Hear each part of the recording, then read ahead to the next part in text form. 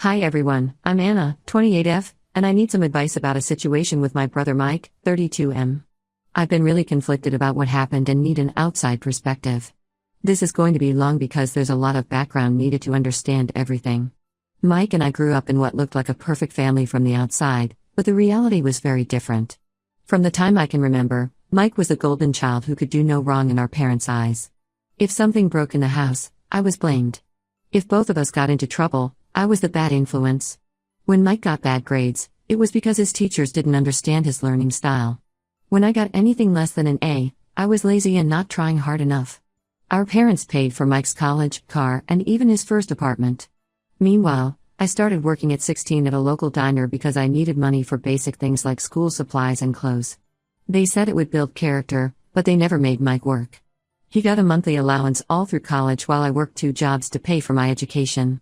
Despite everything, I tried to maintain a relationship with Mike as adults. I thought maybe once we grew up, things would be different. We managed to build a decent relationship after college, mainly because we both lived in the same city and our parents had moved to Florida. We would meet for coffee sometimes, and he seemed to have matured a bit. 3 years ago, Mike met Rosalie, 30F, at a charity event. She was different from the girls he usually dated. Rosalie was independent, ran her own event planning business, and didn't put up with any nonsense. I liked her immediately because she called Mike out when he tried to use his usual manipulation tactics. She made him a better person, and for the first time, I felt like I had the brother I always wanted. Rosalie moved to our city for work just before meeting Mike. Most of her family lived on the West Coast, so she didn't have a big support system here. We started spending more time together, and she became like the sister I never had. We would have weekly dinner nights where we'd cook together and talk about everything. I even helped her with some of her business events since I had experience in marketing. When Mike proposed to Rosalie last year, I was genuinely happy for them. Rosalie asked me to be her maid of honor since her best friend couldn't take on the role due to being pregnant with a high-risk pregnancy. I agreed because I wanted to help make their wedding special. Rosalie's business was doing really well, and she was handling most of the wedding expenses since Mike had recently started a new job. Everything seemed perfect until about 3 months ago. I was at their house helping Rosalie with wedding preparations. She was on a call with her florist in the home office while I worked on some spreadsheets in the living room. Mike had left his laptop open on the coffee table when he went to the gym. I wasn't trying to snoop, but a message notification popped up from someone named Emma with a heart emoji next to her name. I know I shouldn't have looked, but something felt off. The message preview showed Emma asking about their plans for the weekend. When I clicked on their chat history, my heart sank. Mike had been meeting his ex-girlfriend Emma regularly for the past 6 months. There were messages about hotel meetups, expensive dinners, and plans for trips together. Some messages even talked about their future together. I took photos of the messages with my phone because I knew Mike would delete everything if confronted. The next day, I met him for coffee and showed him the screenshots. Instead of showing any remorse, he turned it around on me. He started yelling in the coffee shop about how I was always jealous of him and trying to ruin his life. He said Emma was just a friend and I was making things up because I was bitter about being single. Before I could do anything else, Mike called our parents. He told them I was trying to break up his relationship with Rosalie because I was jealous of their happiness. He said I had hacked into his laptop and was making up lies about him. Just like when we were kids, our parents immediately took his side. They called me that night and demanded I apologize to Mike for trying to ruin his happiness. I knew I needed more evidence before approaching Rosalie. I used my savings to hire a private investigator. I felt terrible about it, but I couldn't let Rosalie marry someone who was cheating on her. The PI discovered something even worse than the affair. Mike had been stealing money from Rosalie's business account to fund his lifestyle with Emma. Rosalie had made him a co-signer on her business account 6 months ago because she trusted him completely and wanted him to help manage the finances while she focused on growing the business. The PI provided bank statements showing regular transfers from Rosalie's business account to Mike's personal account, which he then used to pay for hotels, expensive gifts for Emma, and even a down payment on a secret apartment. He had stolen almost $100,000 over 6 months. I also learned that Mike and Emma had been looking at houses together in another city. I spent weeks debating what to do with this information. I thought about telling Rosalie privately, but I knew Mike would find a way to manipulate the situation. He would probably convince her that I forged the documents out of jealousy. I had seen him talk his way out of serious situations before. After a lot of thought, I decided to expose everything at the wedding. I know it sounds cruel, but I wanted everyone to see who Mike really was. I couldn't let him steal more money from Rosalie or continue lying to everyone. The day before the wedding, I filed a police report about the stolen money and provided all the evidence to them. During the ceremony, just as they were about to say their vows, I stood up. I had prepared a presentation with all the evidence, bank statements, hotel receipts, photos of Mike and Emma together, and their messages planning their future together. Rosalie was devastated, but she held herself together incredibly well. The real shock came when the police walked in. They arrested Mike right there in his wedding suit in front of everyone. Our parents are absolutely furious with me. They say I've destroyed Mike's life and embarrassed the entire family. They're telling everyone who will listen that I'm a bitter, jealous sister who couldn't stand to see her brother happy. Even some of our relatives are saying I should have handled it privately instead of causing such a scene. Rosalie came to see me yesterday. She thanked me for stopping her from making the biggest mistake of her life, but I still feel conflicted. Was I wrong to handle it this way? Should I have told Rosalie privately instead of exposing Mike in front of everyone? I saved her from a huge mistake, but I also feel guilty about ruining the wedding day she spent months planning.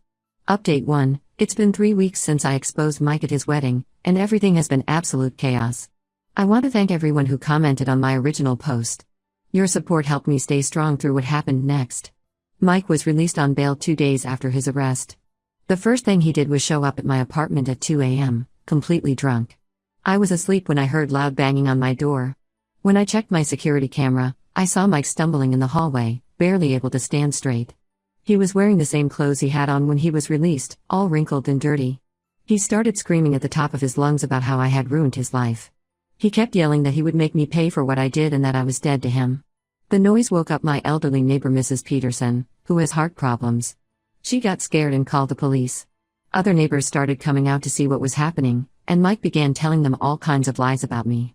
By the time police arrived, Mike had punched a hole in the wall next to my door and was threatening to break it down. They arrested him again for disturbing the peace and property damage. I filed for a restraining order the next morning. The police advised me to stay with a friend for a few days, but I refused to leave my apartment. I wasn't going to let Mike intimidate me into leaving my own home. Our parents showed up at my workplace the next day. Mom was crying, and Dad was furious. They caused such a scene that my boss had to ask them to leave. They couldn't understand why I wouldn't drop the charges against my poor brother. My mom kept saying family should stick together and that Mike just made a mistake. They then turned their attention to Rosalie. They went to her office and tried to convince her to drop the charges. They offered to reimburse all the stolen money if she would agree not to press charges. They even brought up how it would look bad for her business if people found out she had let her fiancé access her accounts. It was a thinly veiled threat, but Rosalie didn't back down. The investigation into the stolen money revealed even more than what my PI had found. Mike hadn't stolen just $100,000, the total amount was closer to $150,000. He had been moving money around between different accounts to hide the theft. Rosalie discovered that several of her suppliers hadn't been paid, even though Mike claimed he had handled those payments. Her business's reputation was at risk because of his actions. The biggest shock came when Emma reached out to me through Facebook. She wanted to meet and talk about everything. I was hesitant at first, but I agreed to meet her in a public place. What she told me made me realize just how manipulative Mike really was. Emma showed me years of messages between her and Mike. He had never really ended their relationship when he started dating Rosalie. He told Emma that his relationship with Rosalie was just for business purposes. He claimed that Rosalie was his business partner who needed a fake relationship to help her get her green card. He had promised Emma that once Rosalie got her citizenship, they would be together officially. The truth is, Rosalie is a U.S. citizen who was born and raised in California. Mike had created this elaborate lie to keep Emma on the hook while he played house with Rosalie. Emma had no idea about the wedding until she saw the photos I showed during the ceremony. She thought Mike was just attending a business event that day. But that wasn't even the worst part. Emma shared more screenshots of their conversations where Mike had been planning to leave the country with her using Rosalie's money. He had told Emma they would start a new life together in a country that didn't have an extradition treaty with the U.S. They had already started looking at properties there. After my meeting with Emma, I got a call from Jessica, Mike's ex-girlfriend from college. She had heard about what happened through mutual friends and wanted to tell me her story. According to Jessica, Mike had done something similar to her years ago. He had stolen money from her trust fund and cheated on her with multiple women. When she confronted him, he gaslit her so badly that she started doubting her own sanity. She never reported it because Mike convinced her it was somehow her fault. Our extended family is divided over everything that's happened. Most of our cousins on Dad's side think I did the right thing by exposing Mike. They've shared stories about times they caught him lying or manipulating situations in the past, but everyone was too afraid to confront him because our parents always defended him. My Aunt Jane, Mom's sister, finally told me about incidents from Mike's teenage years that our parents had covered up. Apparently, he had stolen money from her purse during a family gathering when he was 17. When she tried to confront him, our parents paid her back and begged her not to say anything because it would ruin his future. There were other incidents too: stolen jewelry, forged checks, lies about where he was going. Our parents covered everything up. Rosalie is trying to rebuild her business reputation. The stolen money had put her in a difficult position. Some of her suppliers are threatening legal action because of unpaid invoices. She had to let go of 2 employees because she couldn't make payroll. She's planning to move back to California to be closer to her family and start fresh. Despite everything that's happened, we've become closer friends. We talk almost every day, and she's been incredibly strong through all of this. My parents still text me daily, alternating between guilt-tripping and threats. They say I've destroyed our family's reputation and that no one will ever trust me again. Dad threatened to cut me out of their will, which honestly doesn't bother me since they've already given Mike most of their money anyway. I've started looking for a new job in another city. Not because I'm running away, but because I think it's time for a fresh start. I don't regret exposing Mike, but the constant drama is exhausting. I'll update again if anything major happens, but for now, I'm focusing on moving forward with my life. Update 2: 2 months have passed since my last update, and things have taken several unexpected turns. I know many of you were asking about Mike's legal situation, so here's what happened. Mike pleaded guilty to the theft charges as part of a plea deal. The prosecutor initially wanted to push for a longer sentence, but Mike's lawyer managed to negotiate 18 months in prison plus full restitution to Rosalie. He has to pay back every penny he stole, with interest. The judge also ordered him to undergo financial counseling and banned him from holding any financial positions or having signature authority on business accounts for 5 years after his release. But here's where things get really interesting. During the court proceedings, some shocking information came to light about my parents' involvement in all of this. It turns out they knew about Mike's affair with Emma from the very beginning. Not only did they know, but they had been actively helping him hide it from Rosalie. The evidence came out when Emma testified about the apartment where she and Mike would meet. She mentioned that my parents had helped Mike rent it. My mom would even clean the apartment and stock the fridge before their meetups. When Rosalie called looking for Mike, my parents would cover for him, saying he was helping them with house repairs or taking care of some family emergency. The prosecutor showed text messages between Mike and our parents discussing his relationship with Emma. In one message, my mom told Mike to be more careful about his spending so Rosalie wouldn't notice the missing money. In another, my dad suggested ways to hide the bank transfers better. They even gave Mike money to buy Emma gifts so he wouldn't take as much from Rosalie's account. Their justification for all this was that they thought Mike would eventually get it out of his system and settle down with Rosalie. They claimed they were protecting both Mike and Rosalie by managing the situation.